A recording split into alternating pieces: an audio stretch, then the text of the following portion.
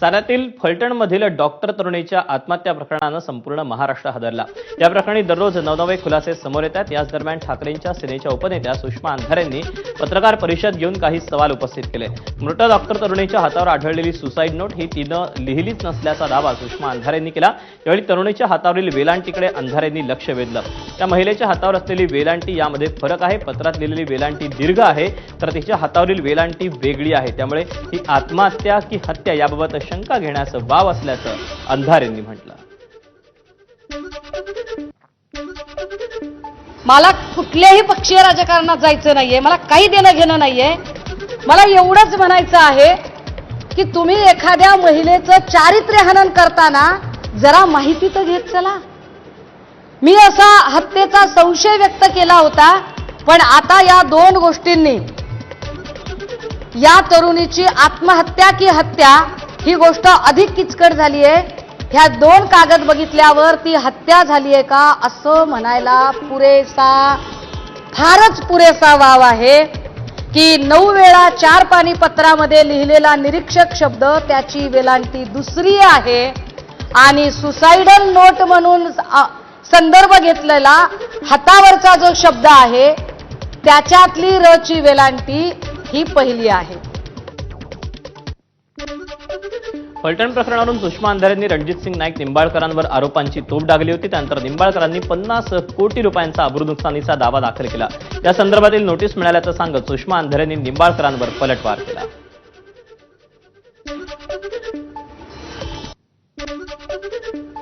काल अचानक माझ्या घरी पुन्हा एक नोटीस आली आहे आणि ती हक्कभंगाची नोटीस आली आहे। फार विशेष आहे।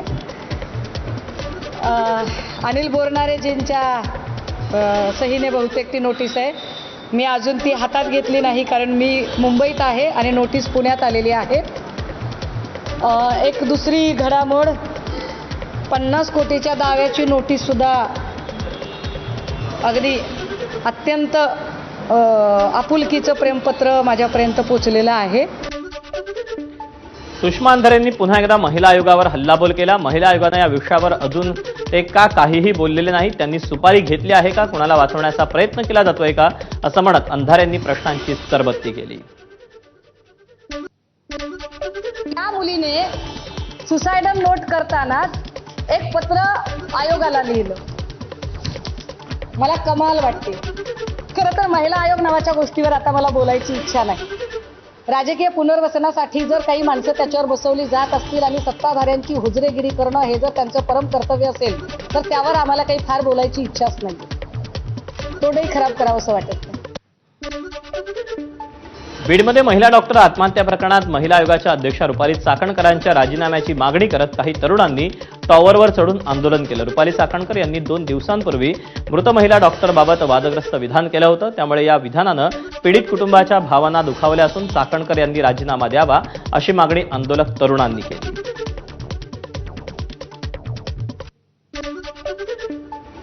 साताऱ्याच्या फलटणमधील डॉक्टर महिलेनं ज्या हॉटेलमध्ये आत्महत्या केली त्या हॉटेलमधलं सीसीटीव्ही फुटेज समोर आलं। हॉटेल मालकानं महिला डॉक्टर एंट्री करतानाचा आणि रूममध्ये प्रवेश करतानाचा सीसीटीव्ही फुटेज समोर आणला आहे।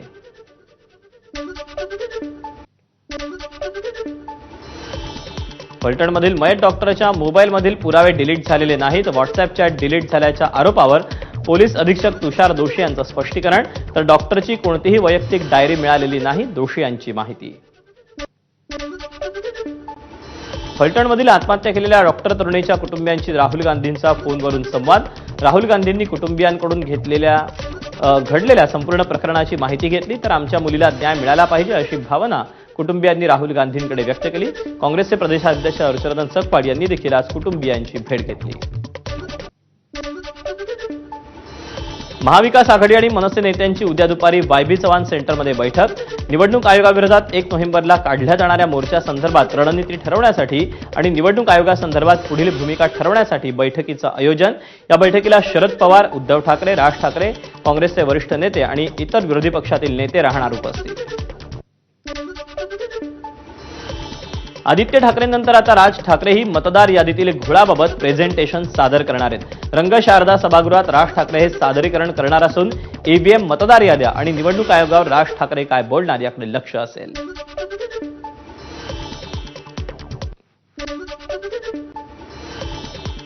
नवी मुंबईत पाम बीच रोडवर चक्क 250 मतदारांची नोंद करण्यात आली। या मतदारांच्या पुढे कोणत्याही प्रकारचा पत्ता लिहिला गेलेला नव्हता। याच 250 मतदारांची शोधमोहीम मनसेकडून राबवण्यात आली। मनसे कार्यकर्त्यांनी पाम बीच रोडवर उभं राहून येणाऱ्या जाणाऱ्या गाडी चालकांकडे तपासणी केली। ठाण्यात मनसे आणि ठाकरेंच्या शिवसेनेनं 1 नोव्हेंबरच्या मोर्चासाठी मोठ्या प्रमाणात बॅनरबाजी केली। सत्याची लढाई, खऱ्या मतदारांनी मोर्चात सहभागी व्हावं असं आवाहन मनसे आणि ठाकरेंची शिवसेना करते। महानगरपालिका मुख्यालयासमोर हे दोन्ही बॅनर समोरासमोर लावण्यात आले, तर दुसरीकडे शिवसेना ठाकरे गटाकडून उपमुख्यमंत्री एकनाथ शिंदे यांच्या ठाण्यातील निवासस्थान परिसरात सत्तेची नाही सत्याची लढाई असा नारा देत बॅनरबाजी करण्यात आलेली आहे।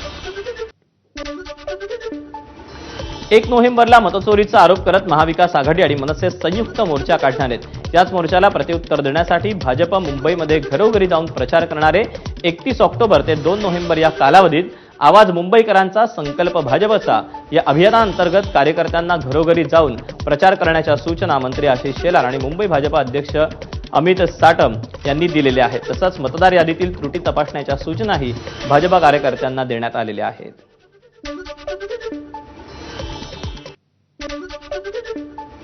मुंबई महानगरपालिका निवडणुकांच्या आधी भाजप पुन्हा हिंदुत्वाचं कार्ड बाहेर काढणार असल्याची चर्चा आहे। मुंबईत भाजपकडून हिंदू मतांच्या एकत्रीकरणासाठी हिंदू संवाद कार्यक्रमाचं आयोजन करण्यात आलंय। ठाकरे बंधूंनी एकत्र येत मराठी मत एकत्र करण्याचा प्रयत्न केल्यानंतर भाजपनं आपली हिंदू मतदारांची मोट बांधण्यात येत असल्याचं दिसतंय। तसंच महिला मतदारांना आकर्षित करण्यासाठी बहीण लाडकी भाऊबीज देवाभाऊंची हा कार्यक्रम राबवला जातोय। उपमुख्यमंत्री अजित पवारांनी सर्व पक्ष आमदारांना तंबी दिली। अकारण मुंबईत येऊ नका, मतदारसंघात राहून लोकांची कामं करा, तसंच स्थानिक स्वराज्य संस्थांच्या निवडणुकांसाठी तयार रहा, पक्षाची ताकद दाखवा अशा सूचना अजित पवारांनी महायुतीच्या सर्व पक्षाच्या आमदारांना दिलेल्या आहेत। तसंच संपर्क मंत्र्यांनी नेमून दिलेल्या जिल्ह्यात फिरावं, 50% संपर्क मंत्री काम करत नसल्याची नाराजीही अजित पवारांनी बोलून दाखवली। बीडचे माजी मंत्री बदामराव पंडितांनी ठाकरेंच्या शिवसेनेला जय महाराष्ट्र करत भाजपात पक्षप्रवेश केला। बदामरावांचा मंत्री पंकजा मुंडेंच्या उपस्थितीमध्ये हा पक्षप्रवेश पार पडला। स्थानिक स्वराज्य संस्थांच्या निवडणुकीपूर्वी गेवराईत मोठा पक्षप्रवेश पार पडला। 2019 साली बदामराव पंडित शिवसेनेमध्ये दाखल झाले होते, तर आता भाजपात जातात बदामरावांनी पुतणे विजयसिंग पंडितांवर जोरदार टीका केली। हिवाळी अधिवेशनाआधी विधानसभा अध्यक्ष राहुल नार्वेकरांच्या नागपुरातील रवी भवन बंगल्यावर 1,04,00,000 रुपयांची उधळपट्टी करण्यात आली। नार्वेकरांच्या 9 नंबरच्या बंगल्याची डागडुजी सार्वजनिक बांधकाम विभागाकडून करण्यात येते। तसंच विधान भवन, रवी भवन, देवगिरी, रामगिरी आणि राजाभवन तसंच 150हून अधिक गाळ्यांची देखभाल, दुरुस्ती आणि रंगरंगोटीचं काम करण्यात येणार असून हिवाळी अधिवेशनाच्या पार्श्वभूमीवर 100 कोटी रुपये खर्चाचा प्रस्ताव आहे।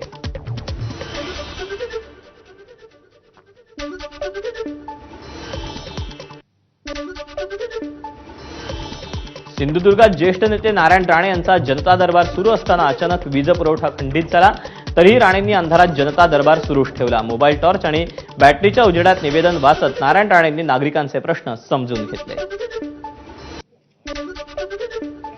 आगामी महापालिका निवडणुकीत शिवसेना ठाकरे गटात नवीन चेहऱ्यांना उमेदवारीसाठी प्राधान्य दिलं जाणार आहे। 60 वर्षांपेक्षा अधिक वय असलेल्या माजी नगरसेवकांना यावेळी उमेदवारीची संधी मिळण्याची शक्यता आहे।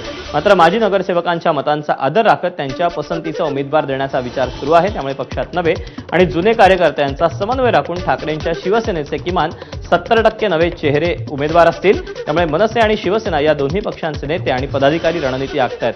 उद्धव ठाकरे आणि राज ठाकरे यांनी अजून युतीची घोषणा केली नसली तरी दोन्ही पक्षांच्या नेत्यांच्या संयुक्त बैठका झाल्या आहेत।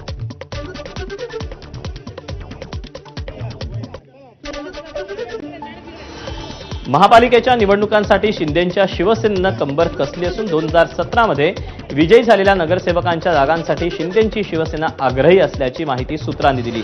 2017 मध्ये 84 नगरसेवक जिंकले होते, त्यापैकी जवळपास 50 ते 60 नगरसेवक शिंदेंच्या शिवसेनेसोबत आहेत। त्यामुळे जिंकलेल्या सर्व जागांवर एकनाथ शिंदेंची शिवसेना आग्रही असल्याची माहिती विश्वसनीय सूत्रांनी एबीपी माझाला दिली। सोलापूर जिल्ह्यात अजित पवारांच्या राष्ट्रवादी काँग्रेसला मोठा धक्का बसला। माजी आमदार राजन पाटील आणि यशवंत मांदे यांनी भाजपात प्रवेश केला. तर लोकनेते शुगरचे चेअरमन बाळराजे पाटील, सिनेट सदस्य अजिंक्य राणा पाटील यांनीही कमळ हातात घेतलं. दरम्यान काँग्रेसचे माजी आमदार दिलीप मानेंच्या पक्षप्रवेशाला भाजपच्या नेत्यांनी विरोध केल्यानंतर त्यांचा पक्षप्रवेश लांबणीवर पडला. निवडणूक असू द्या, आपण स्वबळावरती कमळ या चिन्हावरती आपण लढूया. आणि जिल्हा परिषद असेल, नगरपालिका असतील, बँक असेल किंवा कुठल्याही निवडणूक असू द्या, हे कमळ हे चिन्ह आपल्याला जिल्ह्यामध्ये पाहायला मिळेल एवढंच बोलतो. एकीकडे एकनाथ शिंदे राज्यात महायुती म्हणून लढण्याची भूमिका ठेवतात म्हणून सांगत असताना दुसरीकडे सिल्लोड नगर परिषदेत मात्र शिवसेनेनं स्वबळावर लढण्याची घोषणा केली.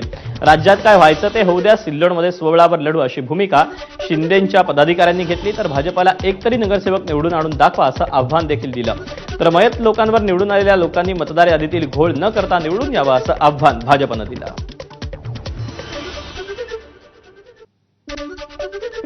101% स्वतंत्र. आमच्याकडे कधी युती राहिलीच नाही.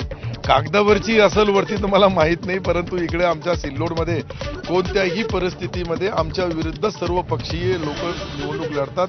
त्यामध्ये भारतीय जनता पार्टी त्यांच्या कार्यकर्त्याला कसा न्याय द्यायचा, कशा पद्धतीने द्यायचंय ते त्यांचा प्रयत्न करतील. आमचा सिल्लोडमध्ये एकनाथ शिंदे साहेबांच्या ज्या प्रमुख आमचे आहे उपमुख्यमंत्री आहेत त्यांच्या आदेशाने आम्ही निवडणूक लढू लागलो आणि 100% एखादा स्वतंत्र आणि एखादा तरी दुसऱ्या पक्षाचा निवडून आला तर वेल अँड गुड. म्हणजे तुम्ही स्वतंत्र लढणार, राज्याचं काही हो? राज्याचा काही हो, आम्ही स्वतंत्र लढणार. हे मी गेल्या 5 वर्षा अगोदर मी तुम्हाला बोललो होतो. एकनाथ खडसे यांच्या जळगावमध्ये मुक्ताई बंगल्यात झालेल्या चोरीमध्ये केवळ सोनं चांदीच नव्हे तर महत्वाची कागदपत्र, पेनड्राईव्हसह काही सीडीज देखील चोरट्यांनी चोरून नेला असा खुलासा एकनाथ खडसे यांनी पत्रकार परिषदेत केला. आपल्या घरातील चोरीमागे चोरट्यांनी कागदपत्रांनी सीडीज चोरून नेण्यामागे चोरट्यांचा काय उद्देश होता याचा देखील तपास पोलिसांनी करायला हवा. राजकीय नेत्याच्या घरातील चोरी असल्यानं पोलिसांच्या दृष्टीनं ही चोरी शोधून काढणं गरजेचं असल्याचं खडसे म्हणाले. निम्म्या शिड्या आहेत आणि निम्म्या शिड्या गायब आहेत ह्याच्या माध्यमातून. तर ह्या ज्या निम्म्या शिडी होत्या ह्या एका कोनाड्यामध्ये ठेवलेल्या त्या कोपऱ्यामध्ये सुरक्षित, त्या जेवढ्या शिडी आहेत तेवढ्या त्या ठिकाणी राहिलेल्या दिसत आहे. खालच्या मजल्यावर जे कागदपत्र होते ते कमी महत्त्वाचे कागदपत्र जेवढे आहेत तेवढे जसेच्या तसे आहेत. फक्त जे अत्यंत महत्त्वाचे कागदपत्र मी मिळवले, काही माहितीच्या अधिकारात मिळवलेले होते, काही ठिकाणी भ्रष्टाचाराच्या गैरव्यवहाराच्या त्या पुराव्यानिशी काही कागदपत्र होते आणि हे सर्व जे होते ते माहिती अधिकारात मिळवलेले म्हणजे सही शिक्क्यानेच होते. ते काही असे वेगळे कागदपत्र होत नव्हते असे ते त्याच्यामध्ये चोरी गेलेले आहे. भाजपच्या माजी खासदार नवनीत राणा यांना पुन्हा जीवे मारण्याची धमकी देण्यात आली. हैदराबादमधील जावेद नावाच्या व्यक्तीकडून गँगरेप आणि जीवे मारण्याची पत्राद्वारे धमकी देण्यात आल्याचं समजतंय. तर या धमकी प्रकरणी अमरावतीच्या राजापेठ पोलिसांनी गुन्हा दाखल केला आहे. अन्न आणि नागरी पुरवठा मंत्री छगन भुजबळ यांच्यावर मुंबईतील जसलोक रुग्णालयात उपचार सुरू आहेत. भुजबळांना अँजिओग्राफी करण्याचा सल्ला डॉक्टरांनी दिला. भुजबळांना गेल्या काही दिवसांपासून थकवा जाणवत असल्यानं ते रुग्णालयात तपासणीसाठी गेले होते. लाडक्या बहिणींनी 18 नोव्हेंबर आधी ई-केवायसी प्रक्रिया पूर्ण करावी असं आवाहन मंत्री आदिती तटकरे यांनी लाडक्या बहिणींना केलं. अधिकृत संकेतस्थळावर जाऊन केवायसी करण्याचं आवाहन करण्यात आलेलं आहे.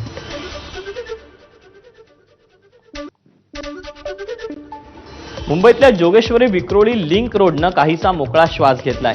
या मार्गावरील अडथळा ठरणारी 22 ते 25 दुकानं महापालिकेनं हटवली. जेसीबीच्या माध्यमातून या सर्व अनधिकृत दुकानांवर कारवाई करण्यात आली. या मार्गावरील वाहतूक कोंडीमुळे 10 मिनिटांच्या मार्गासाठी 30 ते 35 मिनिटं मोजावी लागायची. त्यामुळे नागरिकांना प्रचंड मनस्तापाला सामोरं जावं लागत होतं. मात्र महापालिकेच्या कारवाईमुळे नागरिकांना दिलासा मिळणार.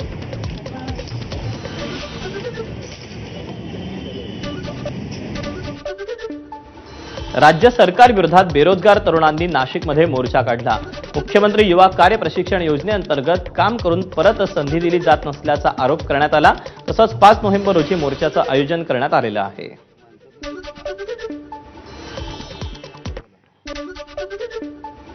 पंढरपुरात कार्तिकी एकादशीसाठी प्रशासनानं जय्यत तयारी केली असून भाविकांच्या दर्शन रांगेत 14 विशाल पत्राशेड उभारण्यात आल्या आहेत. सध्या सुरू असलेल्या पावसामुळे सर्व पत्राशेड हे वॉटरप्रूफ बनवण्यात आले असून उंचीही 15 फुटापेक्षा जास्त ठेवल्यानं हवा खेळती राहणार आहे. शिवाय प्रत्येक दर्शन रांगेतील पत्राशेड मध्ये फॅन आणि कूलर लावायचं काम सुरू आहे. तसंच या ठिकाणी आरोग्य व्यवस्था, पिण्याचं पाणी, 3 दिवस मोफत भोजनाची व्यवस्था देखील मंदिर समितीनं केली आहे.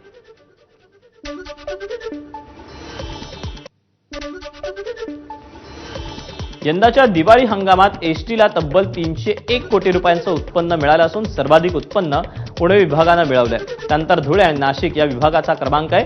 या दिवाळीच्या 10 दिवसात एसटी महामंडळाला दररोज सरासरी 30 कोटी याप्रमाणे तब्बल 301 कोटी रुपये उत्पन्न मिळालं. विशेष म्हणजे दिवाळीच्या सुटीच्या परतीच्या दिवशी 27 ऑक्टोबरला 39 कोटी 75 लाख रुपये उत्पन्न मिळवून या वर्षातील सर्वाधिक उत्पन्नाचा नवा विक्रम केला आहे.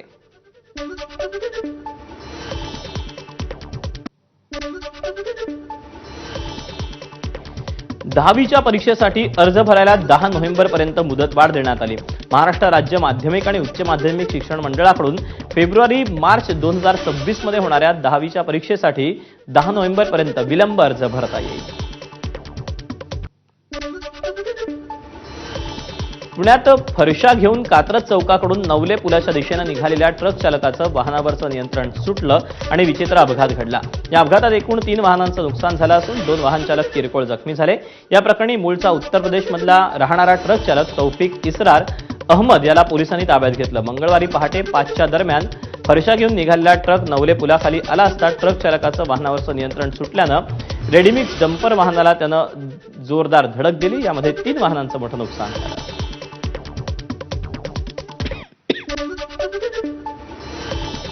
कोथरूड गोळीबार प्रकरणातील पसार झालेला गुंड निलेश घायवळ प्रकरणी मोठे अपडेट समोर आले. निलेश घायवळ हा लंडनमध्येच असल्याचं UK हाय कमिशननं पुणे पोलिसांना उत्तर दिलं.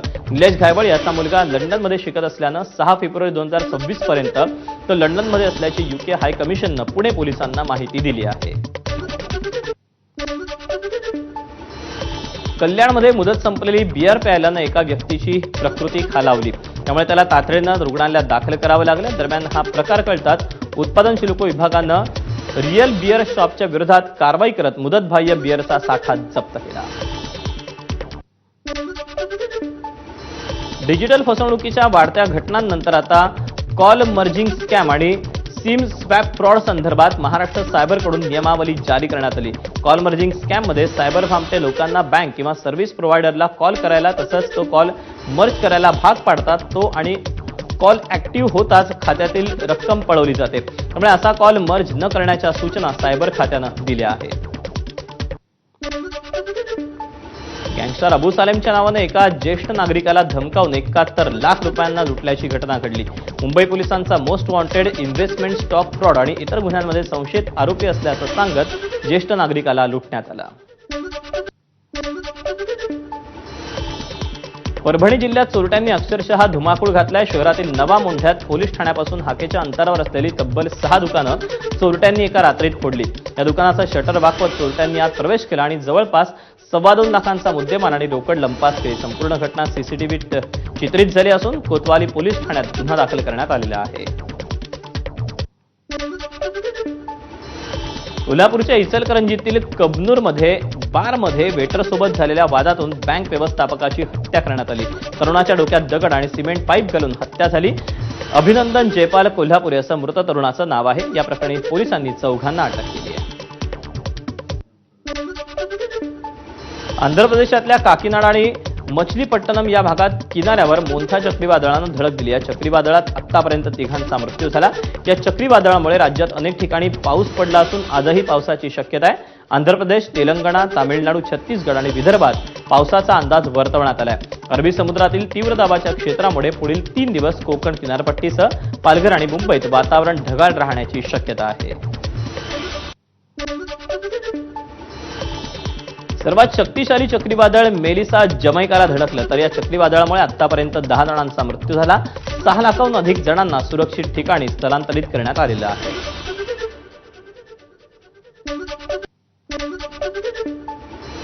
जळगावमध्ये भडगाव, पाचोरा, चाळीसगाव तालुक्यात पावसामुळे शेतीचं मोठं नुकसान झालं. पाचोरा तालुक्यात पावसामुळे उतावळी नदीला पूर आला. एका गावातून दुसऱ्या गावात जाण्यासाठी यामुळे ग्रामस्थांना जेसीबीचा वापर करावा लागला. तालुक्यातील नागरिकांना सतर्कतेचा इशारा देण्यात आलेला आहे.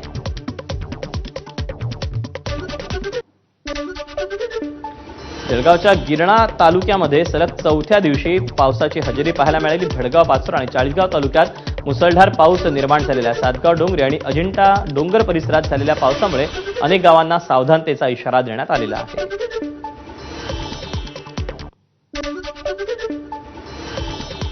धुळे जिल्ह्यात ऑक्टोबर अखेरीस परतीच्या पावसानं पुन्हा एकदा जोरदार हजेरी लावली. खरीप हंगामातील सोयाबीन, कापूस, मका, बाजरी या पिकांचं मोठ्या प्रमाणात नुकसान झालं. कृषी विभागानं पीक नुकसानाचा प्राथमिक अहवाल सादर केला असून जिल्ह्यात जवळपास 48,000 हेक्टरहून अधिक क्षेत्राला या परतीच्या पावसाचा फटका बसला. लातूर जिल्ह्यात रेणापूर तालुक्यात झालेल्या ढगफुटी सदृश पावसामुळे हाहाकार उडाला. पिकांचं नुकसान झालं. रेणापूरवरून बर्दापूर मार्गे बीड जिल्ह्याकडे जाणारा मुख्य रस्ता काळेवाडी शिवारात पूर्णपणे वाहून गेला.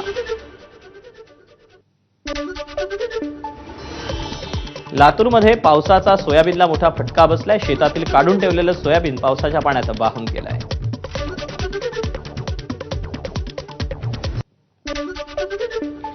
परभणीत पावसामुळे काढणीला आलेल्या पिकांचं नुकसान होण्याची शक्यता आहे. रब्बी पेरणीसाठी शेतीची मशागत खोळंबली आहे.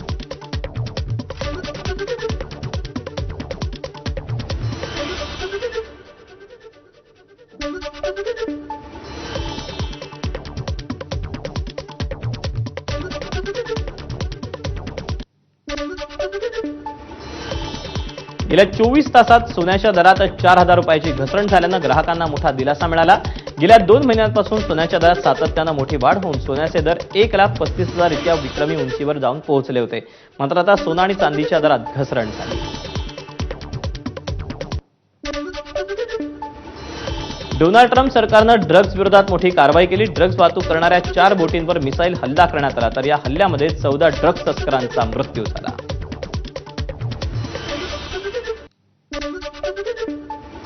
राष्ट्रपती द्रौपदी मुर्मूंनी राफेल विमानातून उड्डाण केलं. हरियाणातल्या अंबाला हवाई विमानतळावरून त्या राफेल विमानात बसल्या. लढाऊ विमानात बसणाऱ्या राष्ट्रपती द्रौपदी मुर्मू या तिसऱ्या राष्ट्रपती ठरल्या.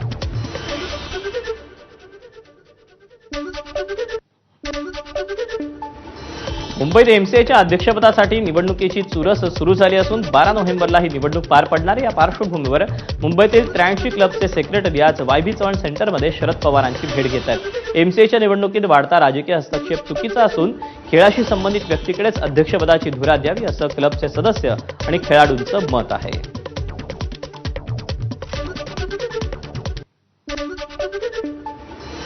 मंत्री प्रताप सरनाईक यांचे पुत्र विहंग सरनाईक यांचं एमसीएच्या अध्यक्षपदासाठी लॉबिंग सुरू असल्याचं बोललं जात आहे. उपमुख्यमंत्री एकनाथ शिंदे, मंत्री प्रताप सरनाईक आणि मंत्री आशिष शेलार यांनी मंगळवारी मंत्रालयात मुख्यमंत्री देवेंद्र फडणवीसांची भेट घेतली. गेल्या 10 वर्षांपासून बंद करण्यात आलेली गोकुळ केसरी कुस्ती स्पर्धा पुन्हा एकदा भरवण्याचा निर्णय गोकुळच्या बैठकीत घेण्यात आला, अशी माहिती गोकुळचे अध्यक्ष नवीद मुश्रीफ यांनी दिली. गोकुळकडून राज्य आणि राष्ट्रीय पातळीवर स्पर्धा घेण्यात येत होती, मात्र गेल्या 10 वर्षांपासून काही कारणास्तव ही स्पर्धा बंद होती.